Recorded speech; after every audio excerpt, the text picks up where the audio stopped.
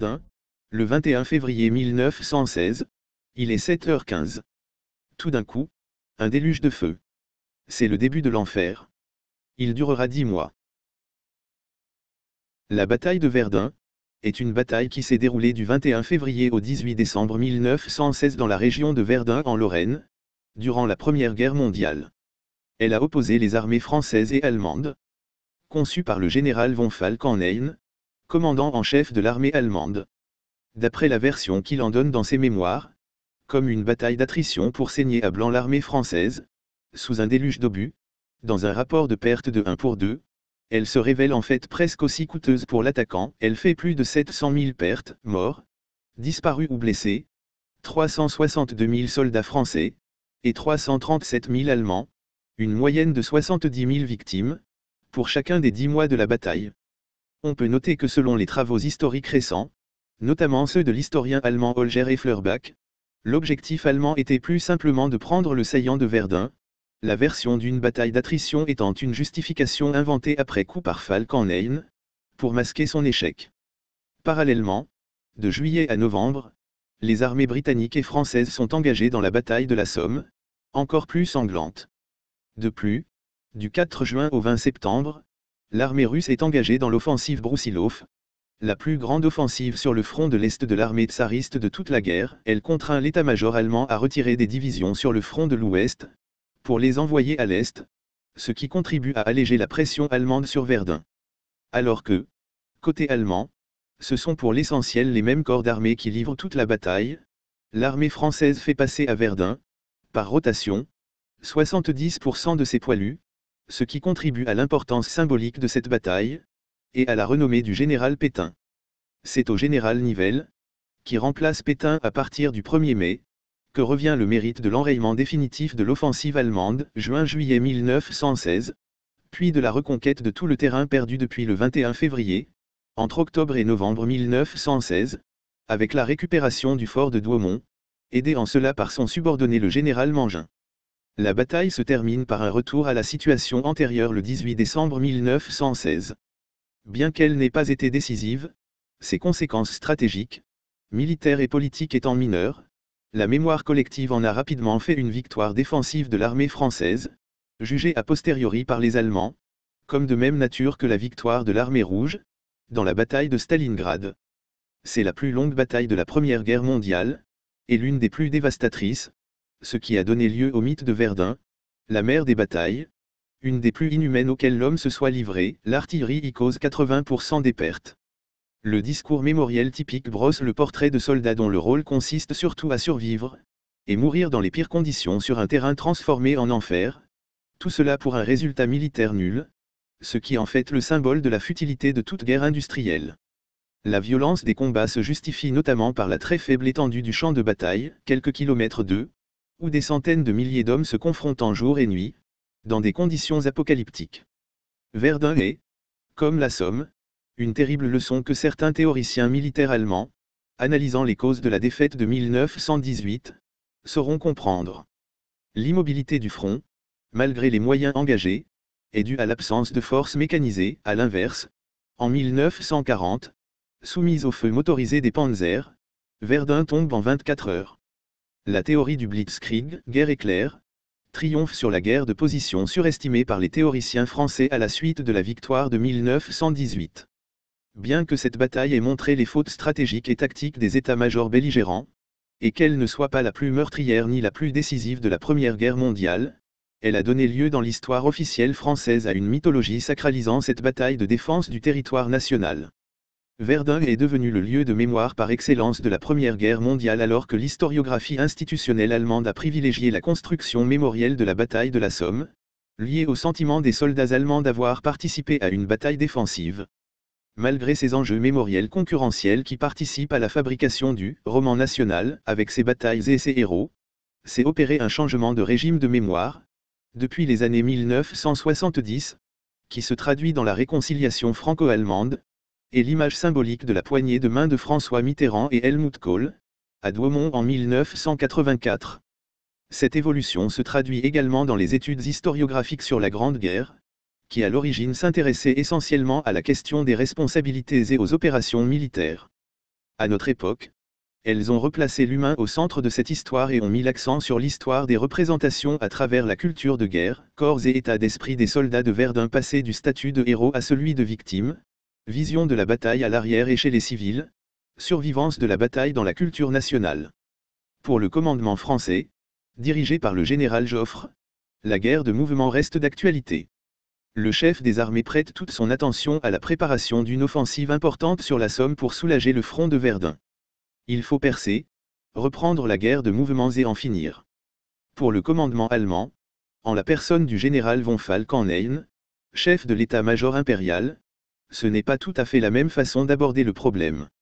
Effectivement, il faut en finir avec ce conflit, car pour lui, le Royaume-Uni cherche à asphyxier les empires centraux dans une guerre d'usure. Mais pour cela il faut rendre la guerre coûteuse aux Anglais par une nouvelle méthode, la guerre sous-marine, et surtout il faut détruire les forces françaises, les forces de la France seront saignées à mort, que nous atteignions notre objectif ou non. Pour des raisons de stratégie et de fierté nationale, l'armée française ne peut reculer et devrait donc s'accrocher à défendre tout objectif sous le feu allemand. D'après la version que Falkenhayn donne de son plan dans ses mémoires après la guerre, le but est d'engager une bataille au ratio de pertes favorable à l'armée allemande, et donc de décourager la France pour obtenir l'arrêt des combats. Le site de Verdun est finalement un choix stratégique raisonné pour de multiples raisons. Tout d'abord, c'est une position stratégique car le saillant se trouve à proximité immédiate du bassin minier et des usines d'obus de Brie et Thionville, ainsi que du complexe ferroviaire de Metz, Verdun pouvant servir de base de départ à une offensive française pour menacer l'approvisionnement et les communications allemandes.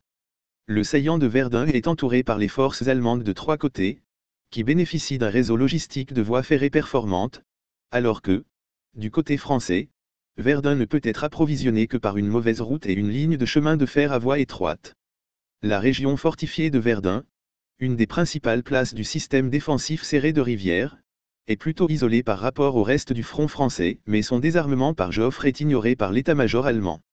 Vu l'impossibilité de rompre le front continu sur le théâtre ouest des opérations, Falkenhayn voit dans la vulnérabilité tactique de Verdun la possibilité de concentrer ses attaques sur ce secteur en n'engageant que des forces limitées en nombre en raison des conditions géographiques, vallonnement qui permet de cacher ses pièces d'artillerie, présence de la Meuse et des facilités de communication. Verdun est une ville mythique pour les Français, elle a subi 11 sièges au cours de l'histoire depuis la conquête par Clovis en 502 avant de devenir la ville du Saint-Empire romain germanique et d'être définitivement annexée en 1648, par le traité de Westphalie.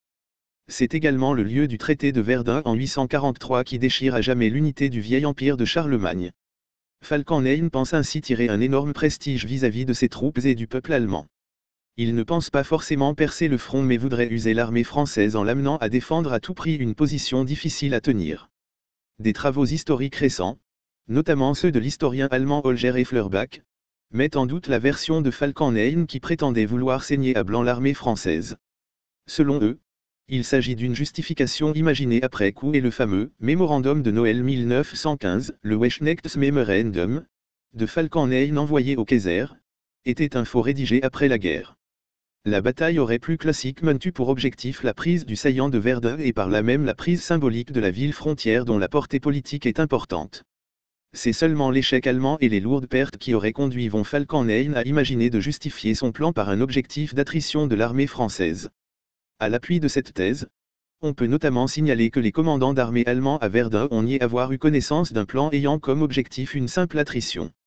Les services de renseignement français ont depuis fin 1915 de plus en plus d'éléments indiquant que l'offensive allemande va se porter sur Verdun, des renseignements faisant état de transfert d'artillerie et de rassemblement de troupes dans la région allant de Sedan aux abords de Metz.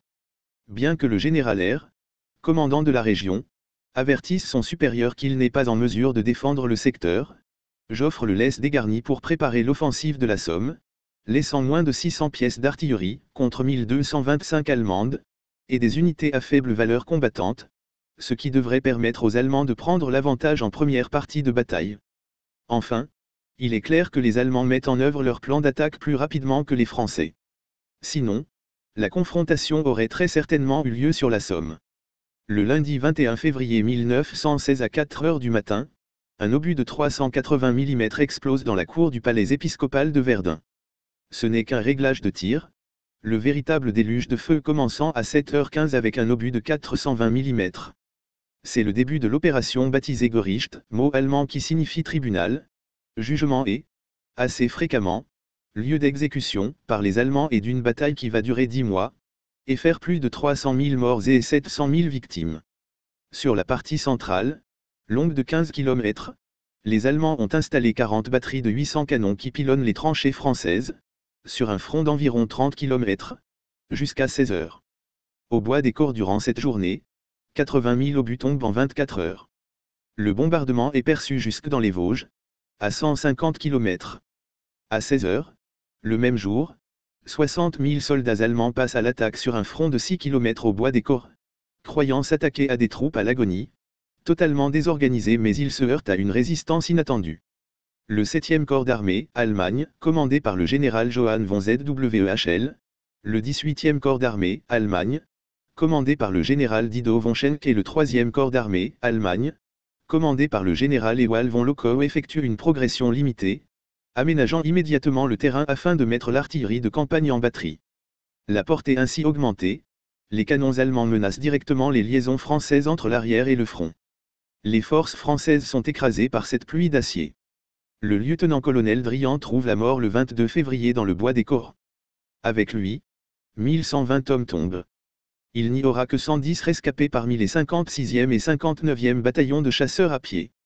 Sur le reste du secteur, les défenses sont broyées, disloquées, écrasées. En quelques heures, les massifs forestiers disparaissent, remplacés par un décor lunaire. Les massifs de Haumont, de herbe et bois et des corps sont déchiquetés, hachés, nivelés. Derrière le feu roulant, le 7e corps rhénan, le 18e Essoise et le 3e brandebourgeois avancent lentement. 2 millions d'obus. Un obus lourd toutes les 3 secondes tombe sur les positions françaises en 2 jours. Jeunes soldats allemands du Sturmbataillon NR.5, Rohr. Le fort de Douaumont, qui n'est défendu que par une soixantaine de territoriaux, est enlevé dans la soirée du 25 février 1916 par le 24e régiment brandebourgeois. Ce succès fut immense pour la propagande allemande et une consternation pour les Français. Par la suite, 19 officiers et 79 sous-officiers et hommes de troupes de 5 compagnies différentes occupent Douaumont, qui devient le point central de la défense allemande sur la rive droite de la Meuse. Par cette prise, les Allemands ne se retrouvent plus qu'à 5 km de la ville de Verdun, se rapprochant inexorablement. Malgré tout, la progression allemande est très fortement ralentie. En effet, la préparation d'artillerie présente des inconvénients pour l'attaquant. Le sol, labouré, devient contraignant, instable, dangereux. Bien souvent, la progression des troupes doit se faire en colonne, en évitant les obstacles. Contre toute attente, les Allemands trouvent une opposition à leur progression. Chose incroyable, dans des positions françaises disparues, des survivants surgissent.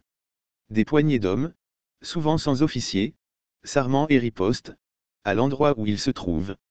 Une mitrailleuse suffit à bloquer une colonne ou la tête d'un régiment. Les combattants français, dans un piteux état, résistent avec acharnement et parviennent à ralentir ou à bloquer l'avance des troupes allemandes. Un semblant de front est reconstitué.